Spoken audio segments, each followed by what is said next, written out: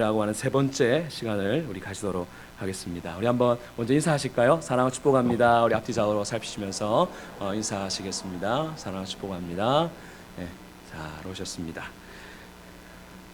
예, 본의 아니게 한 번으로 끝날 줄 알았는데 이제 세 번째까지 넘어왔고, 아마 오늘은 영원한 사귐에 대한 주제가 이제 마무리될 것 같습니다. 바라기는 올 한 해 저와 여러분들이 우리 하나님과의 친밀한 교제, 영원한 사귐 안에 들어가는 그런 은혜가 있기를 주님의 이름으로 축복합니다. 한번 정리해 보겠습니다. 우리가 하나님과 친밀한 사귐, 영원한 사귐에 들어가기 위해서는 먼저 말씀을 가까이 하는 것입니다. 왜냐하면 예수님이 말씀이시기 때문에. 그래서 그 예수님을 가까이 하는 것이 곧 하나님을 가까이 하는 것이다 라고 그렇게 말씀을 드렸습니다.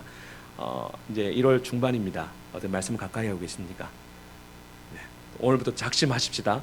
다시 또 말씀을 가까이 하겠노라. 그렇게 말씀을 가까이 할 때 우리 하나님과의 친밀한 교제 안에 들어갈 수 있는 거죠. 두 번째가 무엇이었습니까? 빛 가운데 행하는 겁니다. 빛 가운데 행한다라고 하는 것은 죄를 안 짓는 것을 말하는 것이 아니라 죄를 자백하는 것입니다. 내가 생각으로든지 행동으로든지 내가 죄를 지었을 경우에 하나님 앞에 그 빛 가운데 나의 잘못과 죄악을 솔직하게 인정하는 것, 자백하는 것, 회개하는 것, 이것이 바로 빛 가운데 거하는 것이다. 그렇게 말씀을 드렸습니다. 왜냐하면 우리 하나님은 거룩하신 분이시기 때문에 그 하나님과 교제하고 그 하나님과 사귀기 위해서는 우리가 죄를 빛 가운데 드러내야 한다라고 말씀을 드렸죠. 그리고 지난 시간에서는 세 번째는 하나님의 계명을 지키는 것, 바로 그것이 영원한 사귐에 들어가는 비결이다라고 그렇게 말씀을 드렸습니다. 그래서 하나님의 계명을 지키게 되면 하나님의 사랑을 깨닫게 되고, 하나님의 사랑을 온전히 깨닫게 되면 내가 하나님 안에, 하나님이 내 안에 있다고 하는 것을 믿는 수준에서 끝나는 것이 아니라 어디까지 간다는 말씀을 드렸습니까? 아는 수준에까지. 그래서 내 안에 예수님이 실제로 계신다라고 하는 것은 믿는 정도가 아니라 아는 단계까지 이른다라고 말씀을 드렸습니다. 그래서 우리가 친밀한 교제를 누리기 위해서는 하나님의 그 계명을 지켜야 한다라고 하는 것 말씀을 드리고 이제 마무리를 했고, 이제 오늘 이제 거기에 대해서 좀 더 구체적으로 말씀을 좀 나눠 보려고 합니다. 그렇다면 사도 바울이 말하는 하나님의 계명이 무엇일까? 10계명 쭉 이런 걸까? 아니면 구약에 있는 614가지 모든 계명을 다 지켜야지 되는가 하는 그런 생각이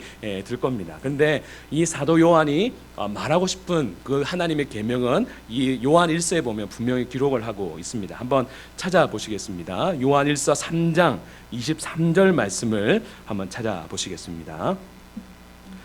우리 3장 23절 말씀입니다. 우리 한번 다 함께 읽어보실까요? 시작. 그의 계명은 이것이니 곧 그 아들 예수 그리스도의 이름을 믿고 그가 우리에게 주신 계명대로 서로 사랑할 것이니라. 아멘. 그의 계명, 하나님의 계명이라는 거죠. 하나님의 계명이 이것인데 첫 번째가 무엇입니까? 그 아들 예수 그리스도의 이름을 믿는 거다. 예수님을 믿는 거다라고 말씀하셨고, 또 하나가 있는데 그가 우리의 주신 계명대로 무엇하는 거죠? 서로 사랑하는 거다. 그렇게 말씀합니다. 그러니까 물론 따로따로 생각해 볼 수 있지만 사실은 이게 동일한 겁니다. 우리가 예수님을 믿으면 당연히 우리 가운데 삶으로 나타나야 되는 것이 무엇이라고 하는 겁니까? 서로 사랑하는 모습으로 드러나야 한다라고 하는 것을 바로 말씀하고 있는 겁니다. 이때 서로라고 하는 것은 죄송합니다만 여기서 예수님 안 믿는 분 계십니까? 그런 분들은 일단 죄송한데 여기서 서로라고 할 때는 믿는 자들입니다. 예수를 믿는 우리 성도들, 우리 공동체 형제자매들을 사랑하는 모습으로 드러나야 한다. 그것이 바로 하나님께서 말씀하신 계명이다라고 그렇게 말하고 있습니다.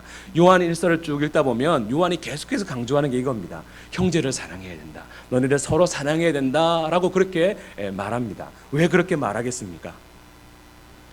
그래서 지금 교회 안에 그런 모습이 없기 때문에, 지금 교회 안에 그 초대교회 당시에 그러한 모습들이 교회 안에 없었기 때문에 그 형제 사랑을 통해서 너희들 그렇게 실천해야 된다라고 그렇게 이야기를 하고 있는 겁니다. 왜냐하면 제가 지난번에 말씀드렸지만 지금 이 당시가 예수 믿는 사람들이 바깥에서는 핍박을 당하는 그러한 시절이었습니다. 그리고 교회 안에서는 이단들이 들어와가지고 계속해서 믿음이 연약한 사람들을 계속해서 흔드는 그러한 상황이었고, 여러 가지 경제적으로 어려운 그러한 상황이었습니다. 그러니까 외부적으로나 내부적으로 어려우니까 당연히 들어질 수 있는 사람의 마음은 무엇인가 하면 이거죠. 내 코가 석자다. 그러니까 내 것만 늘 챙기려고 하는 그러한 모습이 있으니까 지금 믿음이 흔들리고 하고, 또 경제적으로 어려움에 당한 사람들에 대해서 무관심한 태도를 보면서 이건 아니다, 이거는 하나님을 믿는 사람의 모습이 아니다라고 하는 것을 일깨우기 위해서 바로 요한 1서를 통해서 그 어떤 것보다 너네들이 정말로 예수를 믿는 사람이라면 그 삶 가운데에 형제를 사랑하는, 너희들이 서로 사랑하는 그 모습이 드러나야 한다라고 하는 것을 가르치기 위해서 바로 이 요한 1서를 썼다라고 하는 겁니다. 그런데 사도 요한이 이 형제 사랑을 얼마나 강조하는지 자칫 잘못하면 오해할 정도로까지도 굉장히 강조를 하고 있습니다. 우리 요한일서 3장 14절 말씀 한번 우리 읽어보시겠습니다. 3장 14절, 요한일서 3장 14절 말씀 한번 읽어보실까요? 시작. 우리는 형제를 사랑함으로 사망에서 옮겨 생명으로 돌아간 줄 알거니와 사랑하지 아니하는 자는 사망에 머물러 있느니라. 아멘. 다시 한번 볼까요? 우리는 형제를 사랑함으로 어디에서 어디로 옮깁니까? 사망에서 천국으로 옮겨 생명으로 들어간 줄을 알거니와, 그렇게 말합니다. 그러니까 사망에서 생명을 얻었다는 것은 구원받았다는 겁니다. 구원받았다는 거죠. 근데 뭐를 통해서 구원을 받는다는 겁니까? 사도 요한은 뭐라고 말합니까? 형제를 사랑함으로 우리가 구원받는다라고 그렇게 말합니다. 맞습니까? 틀립니까? 우리가 어떻게 해야지 구원받습니까? 예수를 믿어야 되는데 형제 사랑하면은 그거는 행위 아니냐, 행위 구원 아니냐, 그렇게 생각할 수 있습니다. 근데 사도 바울이 지금 그걸 이야기하고 있습니다. 사망에서 생명으로 옮겨지는 것이 형제 사랑함을 통해서 할 수 있는 것이다. 너희들이 지옥에서 천국으로 갈 수 있는 것이 형제를 사랑할 때 될 수 있다. 그렇게 이야기를 합니다. 큰일 난 거 아닙니까? 그러면은 우리가 지금 헷갈리기 시작합니다. 그렇죠? 근데 사도 요한이 이 착각에서 교리를 잘못 알고 지금 이야기하는 걸까라고 했을 때 안 그렇다라고 하는 겁니다. 나중에 화면에 띌 겁니다. 요한복음입니다. 요한복음, 사도 요한일서 말고 요한복음이니까 누가 기록이겠습니까? 요한이죠. 요한일서는 누가 기록했습니까? 요한입니다. 같은 사람이 기록한 거죠. 요한복음 5장 24절에 이렇게 이제 말씀을 합니다. 한번 화면을 띄워주시겠습니다.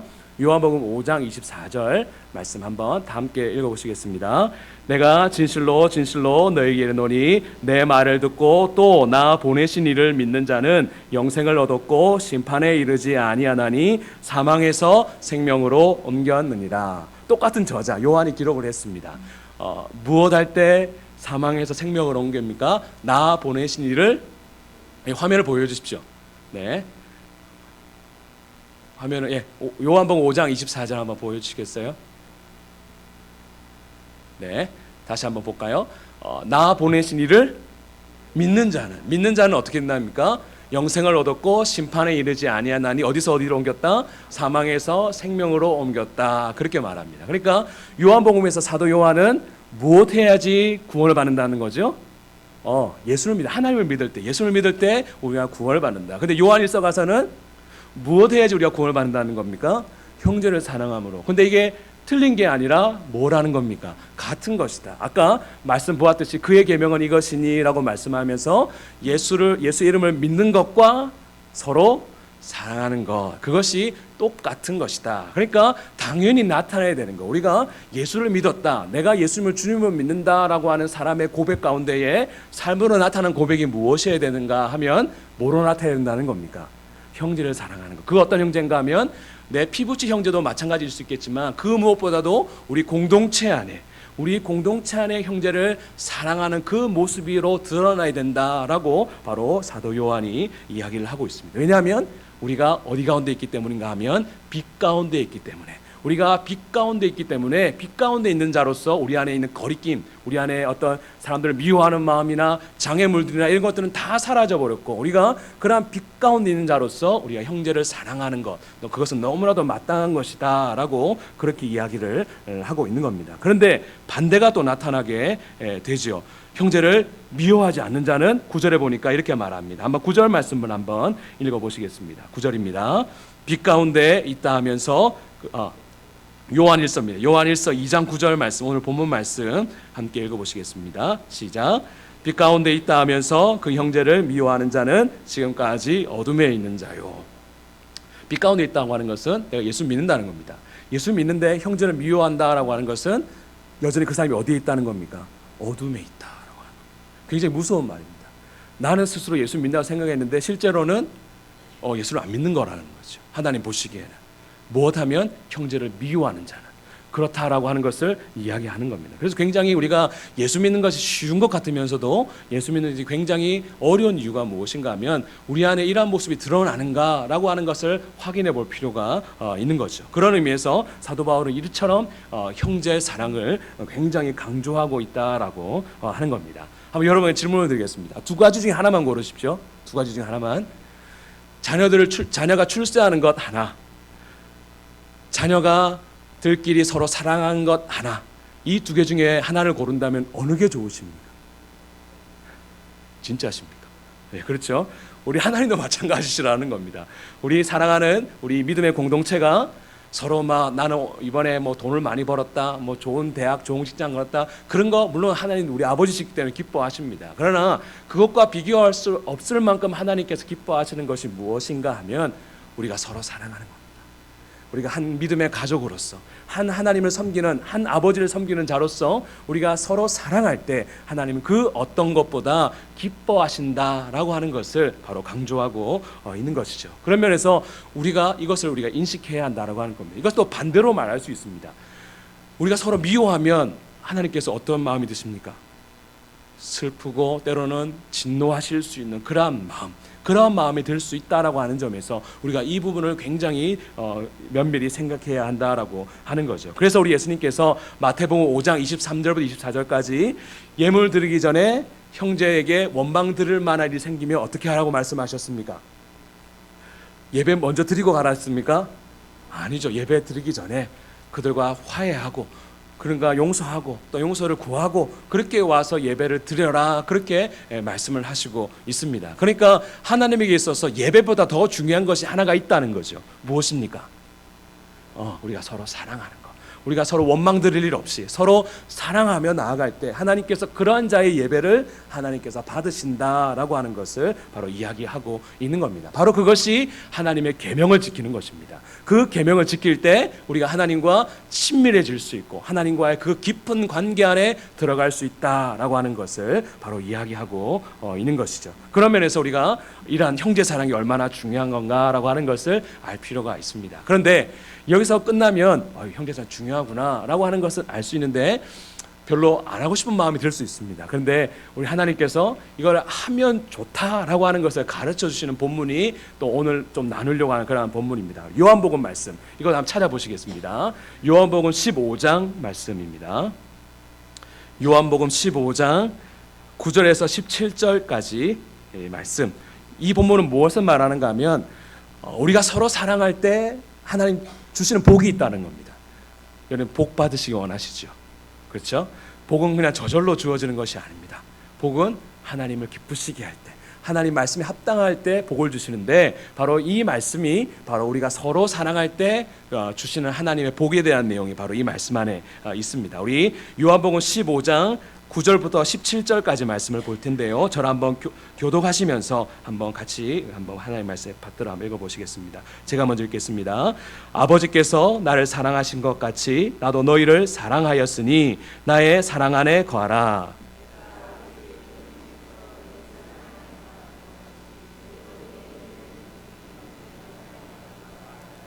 내가 이것을 너희에게 이름은 내 기쁨이 너희 안에 있어 너희 기쁨을 충만하게 하려 함이라.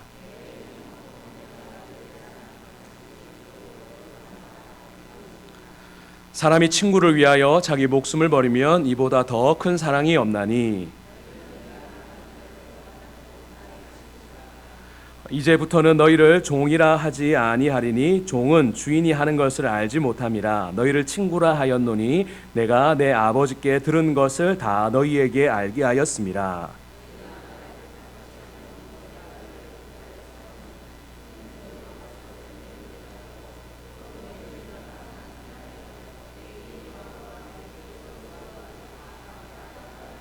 함께 읽겠습니다. 내가 이것을 너희에게 명함은 너희로 서로 사랑하게 하려 함이라. 아멘. 그러니까 17절 보니까 주님께서도 우리로 하여금 무엇 하려고 이 말씀 하셨다 합니까?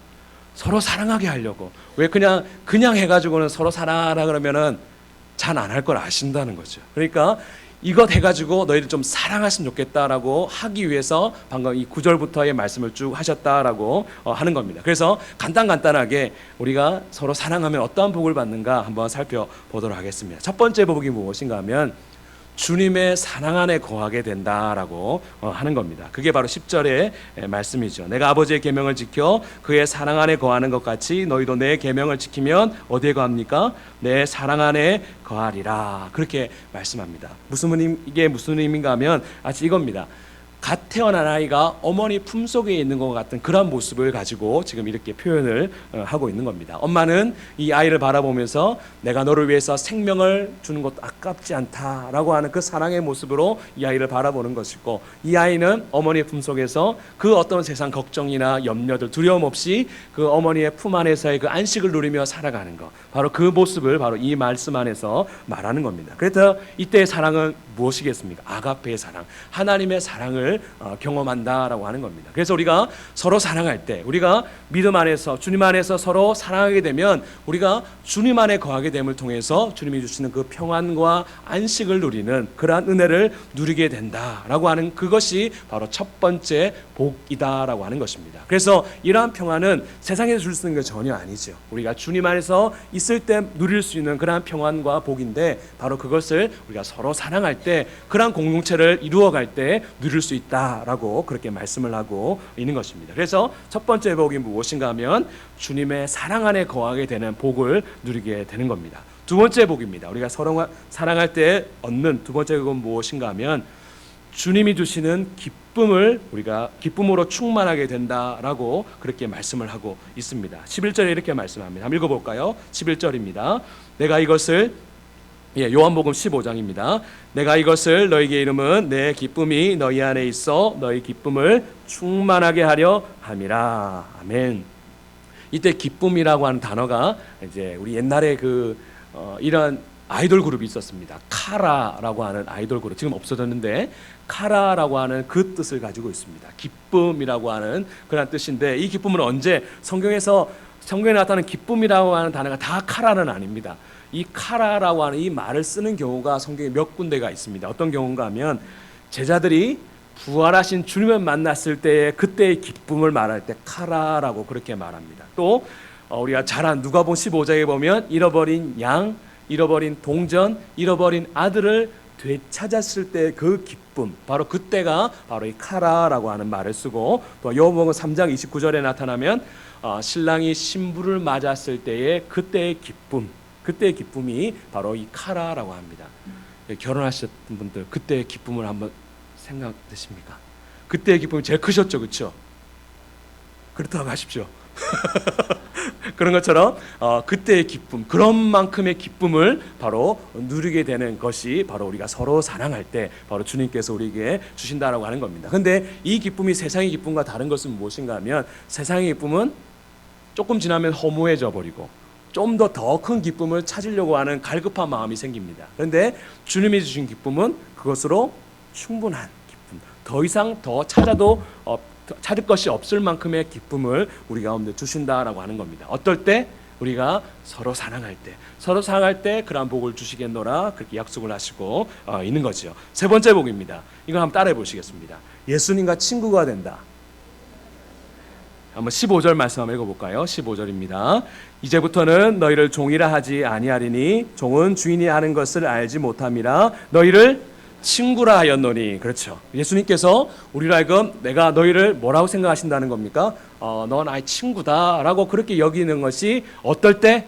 우리가 서로 사랑할 때 주님께서 우리를 그렇게 여겨주신다라고 하는 겁니다. 친구 하면 늘 이런 것이 있죠. 마음이 통한다라고 하는 그런 것이 전제되어 있는 것처럼, 우리가 예수님께서 우리를 친구로 여기시는 것은 그만큼 우리의 마음과 통하게 된다라고 하는 그런 의미가 된다라고 하는 거죠. 그래서 우리가 주님과의 관계가 이래야 됩니다. 늘 우리는 주님을, 우리 목사님 늘 말씀할 주군, 주인과 왕으로서의 그 관계로서만 누리면 사실은 신앙생활의 일부분만 아는 겁니다.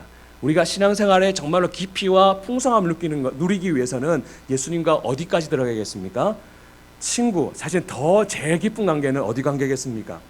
예수님 나의 신랑이시고 내가 주님의 신부다라고 하는 그 단계까지죠. 물론 그 단계까지는 아니지만 우리에게 주시는 그 기쁨의 단계가 무엇인가 하면 예수님과 친구가 되는 그러한 단계가 우리가 서로 사랑할 때 누리게 되는 복이다라고 하는 겁니다. 그런데 여기서 조금 더 들어가겠습니다. 친구가 되어지면 또 유익이 있습니다. 조금 오늘 복잡하죠, 그렇죠? 쭉 나가다가 3번에 여러분 기억이라고 쓰시면 되겠습니다. 3번의 기억에서 우리가 예수님과 친구가 되어지면 누릴 수 있는 유익이 몇 가지가 있는데 첫 번째가 무엇인가 하면 따라해 보시게 비밀이 없어진다. 비밀이 없어집니다. 저희 의준이가 저한테 비밀이 있을까요, 없을까요? 자식이 말을 안 합니다. 공부도 잘 못하면서 야, 왜 공부가 잘 안 되냐 좀 말해봐라. 말을 안 합니다. 그런데 자기 친구들끼리는 말합니까, 안 합니까? 합니다. 저도 그랬거든요. 부모님한테 말 못하는 거는 친구들한테 말하거든요. 그런 관계가 된다는 거죠. 그러니까 우리가 예수님과 죽은 관계가 되어지면 예수님께서 우리에게 알려주시지 않는 게 있습니다. 그런데 예수님과 친구가 관계가 되어지면 하늘나라의 비밀한 일을 말씀해주는 그러한 은혜를 누릴 수 있게 된다라고 하는 거죠. 이것이 소위 말해서 영적인 깊이, 영적인 분별력이라고 말할 수 있습니다. 바로 그러한 유익을 누릴 수 있게 된다라고 하는 거죠. 이것이 친구가 되면, 예수님과 친구가 되면 누릴 수 있는 유익입니다. 두 번째, 예수님과 친구가 되면 누릴 수 있는 유익이 무엇인가 하면 열매 맺도록 책임져 주신다는 겁니다. 열매 맺도록. 16절에 이렇게 말합니다. 너희가 나를 택한 것이 아니요 내가 너희를 택하여 세웠나니. 이게 뭡니까? 다시 한번, 너희가 나를 택한 것이 아니요 내가 너희를 택하여 세웠나니. 너희들이 나를 택한 게 아니고 내가 너희를 택했다. 그러니까 누가 책임지겠다는 겁니다. 그렇죠. 하나님이신 예수님께서 내가 너희를 책임줄 것이다. 책임질 것이다. 어떤 책임을 져주는가 하면 이는 너희로 가서 뭘 맺게 합니까? 열매를 맺게 한다. 열매 맺게 하는 책임을 누가 져준다는 겁니까? 우리 주님께 져주신다는 겁니다. 근데 우리가 늘 인생에 힘든 이유가 무엇입니까? 내 인생의 내 열매를 누가 맺으려고 하는 거죠? 내가 맺으려고 하니까 우리 인생이 힘들지 않습니까? 그렇죠? 그런데 그것을 우리가 할 필요 없이 우리가 예수님과 친구가 되어지면 그 모든 열매 맺는 책임을 누가 주신다는 거죠? 하나님이신 예수님께서 그 모든 것을 책임져 주시겠다. 어떤 관계에 들어가면? 친구 관계에 들어가면. 친구의 관계에 들어가려면 어떻게 해야 됩니까? 우리가 서로 사랑할 때 그러한 열매를 맺도록 도와주시겠다. 그렇게 약속을 하고 있는 겁니다. 저는 이것이 굉장히 중요한 의미라고 생각합니다. 우리 원래교회 공동체가 올 한해 부흥을 꿈꾸고 하나님이 주시는 그 영혼의 열매를 맺으려고 우리가 꿈꾸고 있습니다. 그런데 그 열매를 맺으려면 무엇보다도 우리가 놓치지 말아야 할 것이 예수님과의 친구 관계 안에 들어가는 거죠. 그렇죠? 그러기 위해서 그 앞에 무엇을 해야 합니까? 우리가 서로 사랑하는 겁니다. 사랑하는 것. 사랑하면 우리 주님께서 우리 가운데 보내주시겠습니까? 안 보내주시겠습니까? 여러분이 하나님이면 어떻게 했습니까? 싸우는데 보내주겠습니까? 사랑받을 만한데 보내주겠습니까? 사랑받을 만한데 보내주시는 겁니다. 마찬가지로 우리가 서로 사랑하면 하나님께 그 공동체를 기쁘게 여기셔서 그 공동체로 하여금 여러 열매가 있겠지만 영혼의 열매, 새로운 신자들의 그런 열매를 맺도록 우리 하나님께서 어떻게 해주신다는 거죠? 책임져 주신다라고 그렇게 약속을 하고 있는 것이죠. 그만큼 중요한 것이다라고 하는 것입니다. 마지막 세 번째입니다. 세 번째로 친구 관계가 되어지면 누릴 수 있는 유익이 무엇인가 하면 따라해 보시겠습니다. 기도 응답을 받게 된다. 16절 후반절에 이렇게 말씀합니다. 너희 열매가 항상 있게 하여 내 이름으로 아버지께 무엇을 구하든지 뭐라 말하죠? 다 받게 하려 함이라. 그렇게 이야기합니다. 기도 응답을 받을 수 있도록 해 주실 것이다. 그렇게 이야기를 하죠. 우리가 여러 가지 기도 응답에 있어서 중요한 원리들이 참 많습니다. 믿음으로 기도해야 된다. 우리가 정성을 다해서 우리가 인내하며 기도해야 된다. 여러 가지 기도의 여러 방법들이 많이 있습니다. 그런데 그 가운데서 또 하나의 방법이 무엇인가, 비결이 무엇인가라고 했을 때 오늘 이 본문이 말하고 있다라고 하는 겁니다. 우리가 서로 사랑할 때, 서로 사랑함을 통해서 주님과 친구가 될 때 그 기도를 응답해 주신다라고 하는 거죠. 왜냐하면 친구끼리는 부탁하면 잘 들어줍니까? 안 들어줍니까? 잘 들어주죠. 마치 그런 관계인 것처럼 우리가 서로 사랑함을 통해서 친구 관계가 되어지면 그 친구 관계가 되어졌을 때에 우리가 예수님께 친구로서 부탁을 하면 우리 주님께서 우리 기도에 응답해 주시겠노라 그렇게 약속을 하시고 있는 겁니다. 그래서 우리가 어쩌면 기도 응답 받지 못하는 그 이유 중에 어쩌면 이런 이유일 수도 있다라고 하는 것이죠. 열심히 기도합니다. 새벽마다 기도합니다. 근데 응답이 안 됩니다. 근데 누군가를 미워하고 있습니다. 사랑하지 못하고 있습니다. 그러면 뭘 딱 깨달아야 됩니까?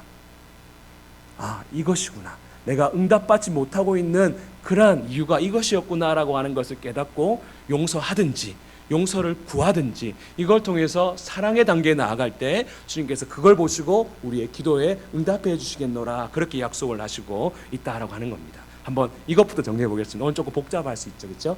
예수님과 친구가 되어지면 세 가지 유익이 있다 말씀을 드렸습니다. 첫 번째, 비밀이 없어집니다. 두 번째, 열매 맺도록 책임져 주십니다. 세 번째, 기도 응답을 해 주십니다. 어떤 관계가 되면? 친구 관계 되면. 근데 친구 관계 되려면 무엇 해야 된다는 거죠? 우리가 서로 사랑할 때 야, 나도 너희를 사랑하고 너희 이렇게 서로 사랑하네. 니하고 나하고 친구하자. 그렇게 함을 통해서 우리에게 그러한 은혜를 주신다라고 하는 것이죠. 바로 그것을 바로 오늘 본문에서 말하면서 우리로 하여금 무엇하게 원하시는 거죠? 서로 사랑하게 하려 함이라. 이렇게 말씀하고 있는 것이죠. 여러분, 복 받고 싶으십니까? 그렇죠? 그러기 위해선 우리가 서로 사랑해야 하는 것입니다. 그것이 하나님의 계명을 지키는 것이고 그 하나님의 계명을 지킬 때 우리가 하나님의 친밀한 관계 안에 들어갈 수 있다라고 하는 겁니다. 이제 마지막으로 딱 이것만 정리하고 마치도록 하겠습니다. 이제 오늘까지 우리 하나님과 영원한 사귐에 대해서 우리가 말씀을 나누었습니다. 세 가지 말씀을 드렸습니다. 첫 번째가 무엇이었습니까? 말씀을 가까이 하는 것입니다. 우리 주님의 말씀이시기 때문에 그 주님을 말씀을 가까이 하는 것이 하나님과 가까이 하는 것이다라고 말씀을 드렸습니다. 두 번째, 빛 가운데 행하는 것입니다. 우리는 죄 안 지을 수 없습니다. 죄 지을 수밖에 없는 존재입니다. 그런데 그것을 어떻게 해야 됩니까? 빛 가운데 드러내야 합니다. 회개하는 것입니다. 자백하는 것입니다. 바로 그럴 때 우리의 죄가 용서함 받고 그런 용서함 받았을 때에 주님과 교제할 수 있게 된다라고 하는 거죠. 세 번째가 무엇이었습니까? 하나님의 계명을 지키는 것입니다. 그런데 그 계명이 무엇입니까? 우리가 서로 사랑하는 것. 서로 사랑할 때 우리가 하나님 주신 그 복을 누리게 된다. 그렇게 말씀하고 있는 것이죠. 여러분, 저는 그 어떤 것보다 중요한 것이 하나님과의 교제입니다.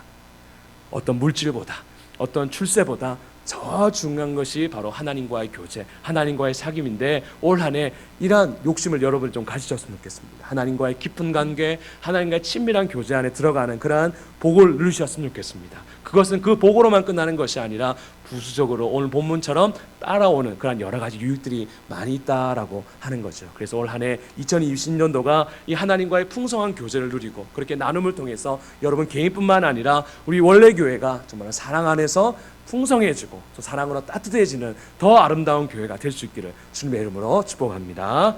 아멘. 한번 우리 이 시간 우리 찬양 한번 우리 배워보고 서로 좀 나누었으면 좋겠습니다.